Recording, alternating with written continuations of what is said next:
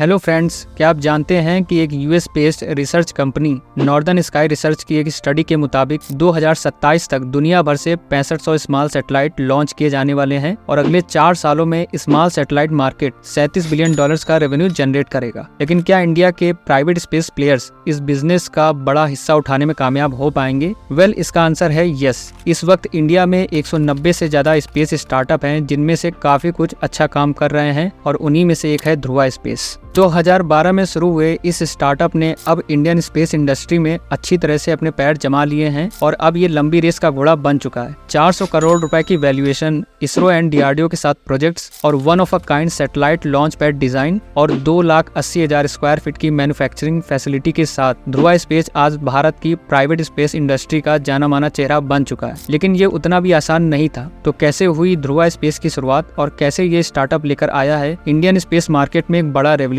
Let's find out in today's episode of Daily Startup। Dhruva space company के founder और CEO Sanjay Nekkanti बताते हैं कि उन्हें बचपन से ही साइंस में काफी ज्यादा दिलचस्पी थी, इसलिए उन्होंने हाई स्कूल के बाद इलेक्ट्रॉनिक्स एंड टेलीकम्युनिकेशन में एसआरएम यूनिवर्सिटी से बीटेक किया। इस दौरान उनके अंदर स्पेस टेक्नोलॉजी को लेकर इंटरेस्ट जाग गया था। वो पूरा दिन स्पेस क्राफ्ट, सैटेलाइट और स्पेस मिशंस के बारे में पढ़ते रहते थे। इसलिए बीटेक पूरी करते ही वे स्वीडन चले गए, जहाँ उन्होंने लुलिया यूनिवर्सिटी ऑफ टेक्नोलॉजी में स्पेस साइंस एंड टेक्नोलॉजी में मास्टर ऑफ साइंस का कोर्स किया। अब स्पेस साइंस में स्टडी करने के बाद ज्यादातर लोग यूएसए, रसिया, जापान या यूरोप की किसी स्पेस जायंट कंपनी में इंटर्नशिप और जॉब करने के लिए चले जाते हैं। लेकिन स्पेस टेक्नोलॉजी में दिलचस्पी होने के साथ संजय के अंदर एंटरप्रेन्योरशिप को लेकर भी काफी अलग ही जुनून था। इसलिए किसी बड़ी स्पेस कंपनी में जॉब लेने के बजाय वो इंडिया वापस आ गए और नवंबर 2012 में उन्होंने शुरू किया भारत का पहला private space technology startup Dhruva space. यहाँ गौर करने वाली बात यह है कि मंगलयान और चंद्रयान 3 के बाद भले ही दुनिया भर में इंडियन स्पेस रिसर्च ऑर्गेनाइजेशन यानी इसरो का डंका बजता हो, लेकिन उस वक्त इसरो के पास भी मंगलयान करने तक के लिए प्रॉपर बजट नहीं था। ऐसे में ये इंडस्ट्री काफी ज्यादा क्रूशियल भी थी, लेकिन संजय को अपना पैशन फॉलो करना था, इसलिए वो बिना कुछ सोचे समझे इस गहरे समुद्र में कूद गए। उस वक्त आइसॉन नाम का कॉमेट यानी धूमकेतु काफी चर्चाओं में था, इसलिए ध्रुवा स्पेस ने इंडियन इंस्टीट्यूट ऑफ एस्ट्रोफिजिक्स के साथ मिलकर कॉमेट आइसॉन को स्टडी करने के लिए अपना पहला स्ट्रेटोस्फेरिक मिशन लॉन्च किया। फिर 2014 से 2016 तक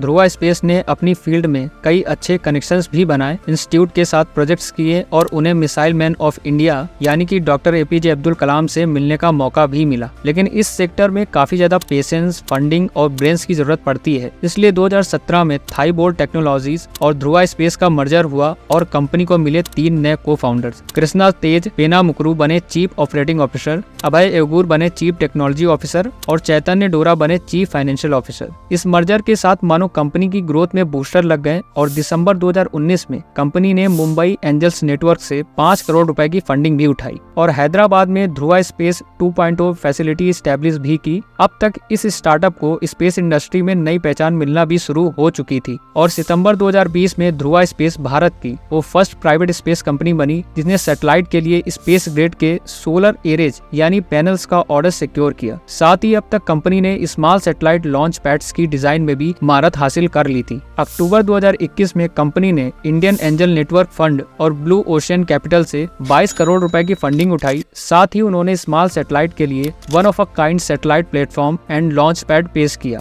जिसके साथ company end to end ground launch and space solution provide करती है। इस वक्त इसी फील्ड में ध्रुवा स्पेस के इंडियन और इंटरनेशनल स्पेस कंपनी के साथ कई प्रोजेक्ट्स भी चल रहे हैं। 10 जून 2022 के दिन ध्रुवा स्पेस ने इन स्पेस के साथ स्पेस प्रोग्राम के लिए एमओयू साइन किया, जिसके 14 दिन बाद ही इन स्पेस ने कंपनी को स्पेस एक्टिविटीज परफॉर्म करने के लिए ऑथराइजेशन भी दे दी। इसी के साथ ध्रुवा स्पेस को इसरो की तरफ से एक सैटेलाइट पेलोड का प्रोजेक्ट भी मिल गया और 30 जून 2022 के दिन ध्रुवा स्पेस ने इसरो के PSLV C-53 मिशन के साथ अपना पहला space satellite orbital deployer launch किया और रिसेंटली यानी 1 जनवरी 2024 के दिन भी ध्रुवा स्पेस ने आंध्र प्रदेश के श्रीहरिकोटा से लॉन्च हो रहे इसरो के PSLV C-58 मिशन के साथ अपने टेक्नोलॉजी डेमोन्स्ट्रेटर पेलोड को सक्सेसफुली लॉन्च किया था। इसी के साथ इसरो ने अपने फ्यूचर स्पेस मिशन के लिए ध्रुवा स्पेस के साथ ऑफिशियली हाथ मिला लिया है और इस स्टार्टअप को लेकर इसरो के चेयरमैन एस सोमनाथ ने रिसेंटली ये स्टेटमेंट दी है।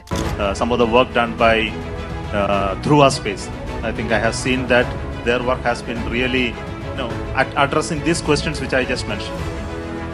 where they are able to make an impact, that area they have very cautiously picked up. इसी तरह एक कॉलेज स्टूडेंट के सपने के साथ शुरू हुई कंपनी आज इंडियन प्राइवेट स्पेस इंडस्ट्री में एक जाना माना नाम बन चुकी है और 19 नवंबर 2022 की लेटेस्ट रिपोर्ट के मुताबिक उस वक्त कंपनी की वैल्यूएशन 38.1 मिलियन डॉलर्स थी, जो कि आज 50 मिलियन डॉलर्स यानी कि 400 करोड़ रुपए के पार पहुंच चुकी है। फॉर्चून 40 अंडर 40 में भी कंपनी को सैटेलाइट चैंपियंस ऑफ इंडिया का अवार्ड भी मिल चुका है। वही हमारे प्राइम मिनिस्टर श्री नरेंद्र मोदी जी ने भी जून 2022 में अपने शो मन की बात में ध्रुवा स्पेस की तारीफ की थी। वहीं एक छोटी सी फैसिलिटी से स्टार्ट हुए इस स्टार्टअप ने अक्टूबर 2023 में ही अपनी नई स्पेसक्राफ्ट मैन्युफैक्चरिंग फैसिलिटी सिक्योर की है, जो कि 2,80,000 स्क्वायर फीट जितनी बड़ी है। जी हां, और कंपनी ने इसे फर्स्ट फेज में 1,50,000 स्क्वायर फीट का प्लांट भी बना रही है, जिसमें 20,000 स्क्वायर फीट की सोलर एरे असेंबली लाइन लगाई जाएगी और ये प्लांट अगले 18 महीनों में बनकर तैयार हो जाएगा। तो इस स्टार्टअप की सक्सेस स्टोरी से हमने ये सीखा कि अगर किसी फील्ड में आपका ट्रू पैशन और डेडिकेशन है तो उसमें काम करना चाहे कितना भी डिफिकल्ट क्यों ना हो, आप सफलता हासिल करने का रास्ता जरूर ढूंढ निकालोगे। जैसे कि ध्रुवा स्पेस ने अपने सैटेलाइट प्लेटफॉर्म्स, लॉन्चिंग सर्विसेज और सैटेलाइट के लिए सोलर एरे बनाने में सफलता हासिल की है और आने वाले सालों में वर्ल्ड वाइड जो सैटेलाइट बिजनेस जनरेट होगा उसमें ये इंडियन स्टार्टअप बिग अचीवमेंट जरूर हासिल करेगा। तो दोस्तों, आज के लिए बस इतना ही। अब आप हमें कमेंट्स में बताइए कि इंडियन स्टार्टअप अपने इनोवेटिव आइडियाज से स्पेसएक्स, नासा और ब्लू ओरिजिन जैसे अमेरिकन स्पेस जायंट्स को टक्कर दे पाएंगे या नहीं। और अगर आपको ये वीडियो अच्छा लगा हो तो इसे लाइक और शेयर जरूर कीजिए।